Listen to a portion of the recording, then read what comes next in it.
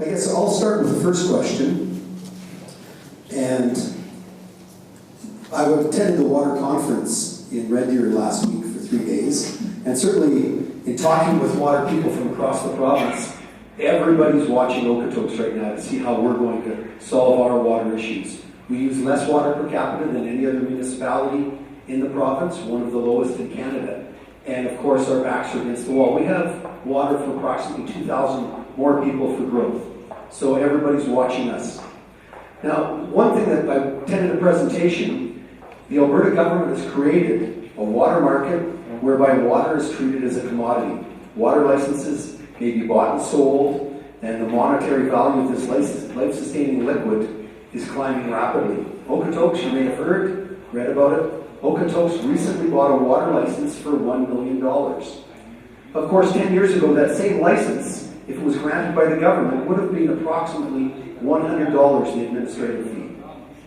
So, I guess my question to you, Bob, is, in your opinion, has the water license market, whereby water licenses may be bought and sold, has it worked elsewhere, perhaps in Australia or anywhere else? Is this the right way? Should we be lobbying the provincial government to do a different thing? Because, of course, water is a basic right, and should it be bought, should those licenses be bought and sold? Okay, you ask a question that's being asked very widely, and for which there is much international example. First of all, I wanted to comment on Okotoks comparing itself to the rest of Canada in terms of its water consumption. You've got to be really careful with that. When we compare ourselves to ourselves, we look pretty good. But when we compare ourselves to what we're doing in the rest of the world, we don't look so good.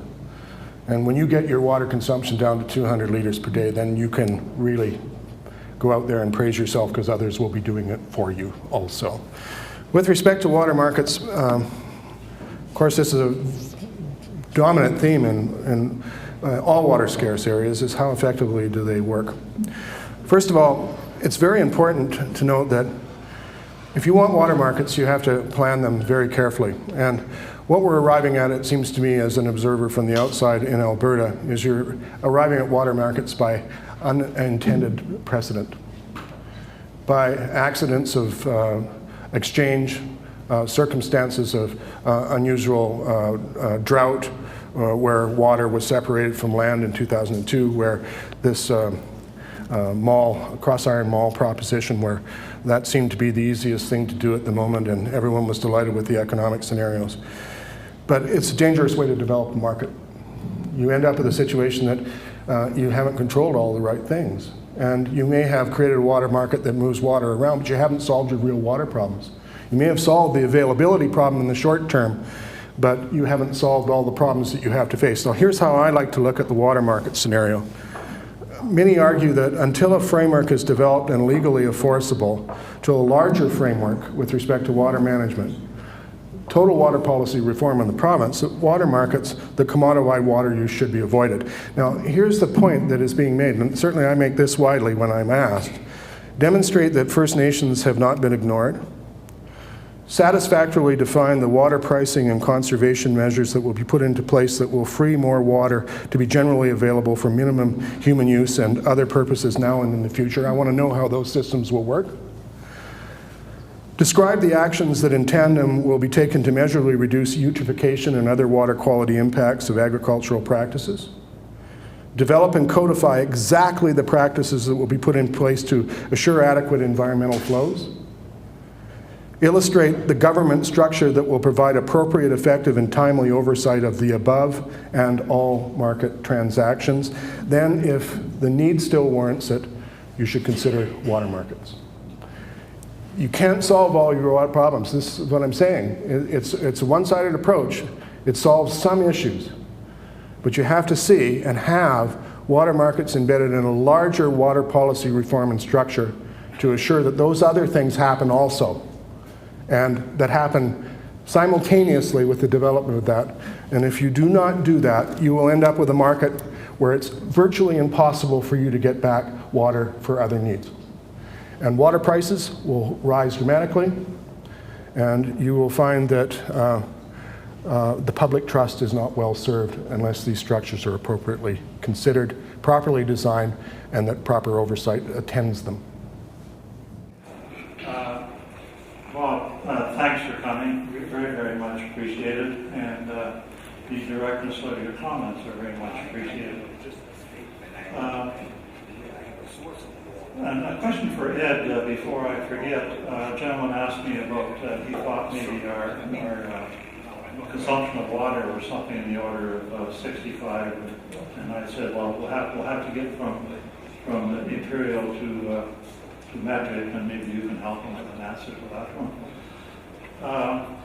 Bob, I have here and of course you're well aware of this and very conversant with this, with the last study from the Bow River Basin study, and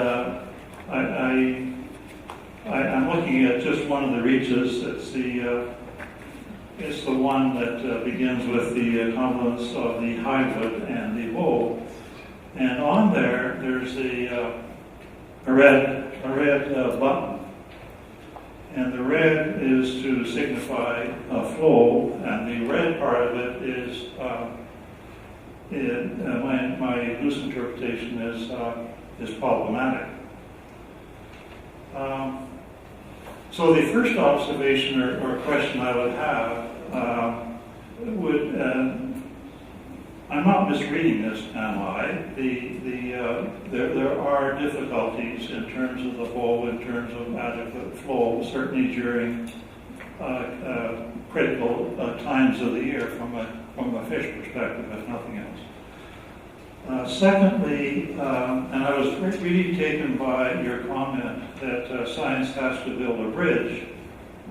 And in the absence of that, and I interpret that to be in the absence, in time, the absence of science to tear our society apart. In our community of Okotoks, I've been arguing quite strenuously for the science, supporting a major diversion from the Bow, which is currently stressed. That's my layman assessment, is stressed. And we have a provincial government that seems reluctant to engage science, to demonstrate to our community and communities in parts of southern Alberta that aside from the license, the water is there for years into the future for a major diversion. That's my question. Okay, well, you bring up a dozen questions there, all of them good. First of all, I just want to talk about diversions for a moment, if I could, and whether or not there is justification for them. I'm often asked in situations like this, well, is there enough water in the system to be able to support diversions of the kind that might make a pipeline option, for example, practical? And first of all, our record of scientific understanding and monitoring of these systems is quite short. The second thing is that there is an enormous amount of slack, that is to say, waste within water use in this river basin. That slack could be taken up and that water made available for other uses. And you'd be surprised at how much of that there is. Now, whether or not institutional circumstances will permit that is another question. Whether when I say institutional, what I'm saying was whether the governance structures will actually press for that, or will individual sectoral interests sustain the status quo and that slack never be taken up except by efficiency that is useful for those sectors. That's another question that needs to be asked. The next question that has to be asked on this is, how comfortable are you that you have reliability of supply? And what we're most concerned about looking at it on a global basis, and we see the same circumstance here, is this issue of stationarity is a big deal. The fact that the parameters of variability are changing has all of us very deeply troubled, because we don't know what direction those will go. But we suspect that over time, you're going to change the timing of availability, and you're likely to change the supply as a result of these changes. So you're really setting up public policy based on a moving target in those two domains. And when you look at major abstractions, well, there's always arguments that can be made that you can find the water or make the savings in order to do that. But here's what usually happens. The decision for the abstraction happens, then you start working toward the conservation measures, which you often don't achieve. And that's how you get into real trouble. You make these promises and you make these decisions based on proposed conservation measures that aren't achieved.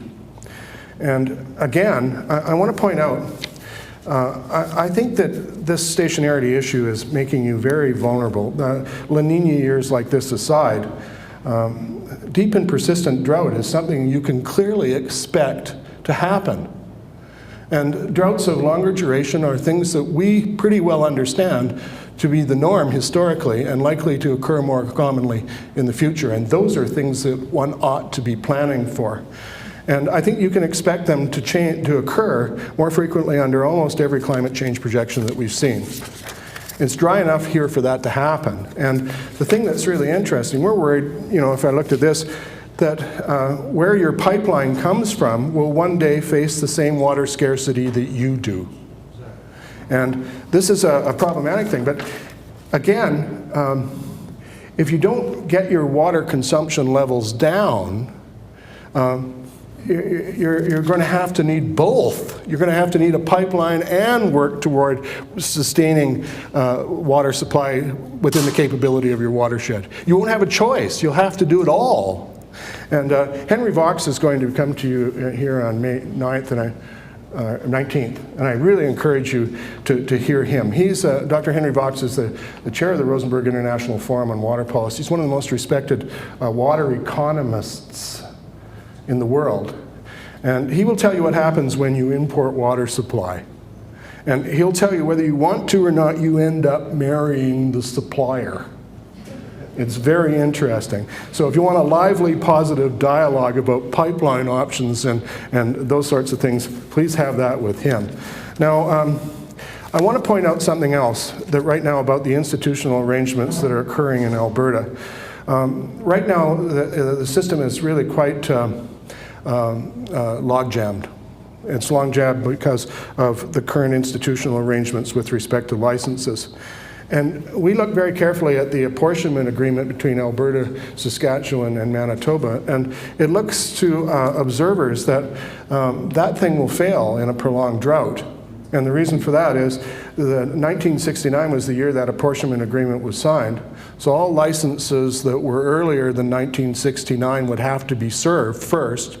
In-stream flow requirements would have to be met, which would likely mean that there would not be enough water to meet the obligations of half the flow of the South Saskatchewan into Saskatchewan and then on to Manitoba.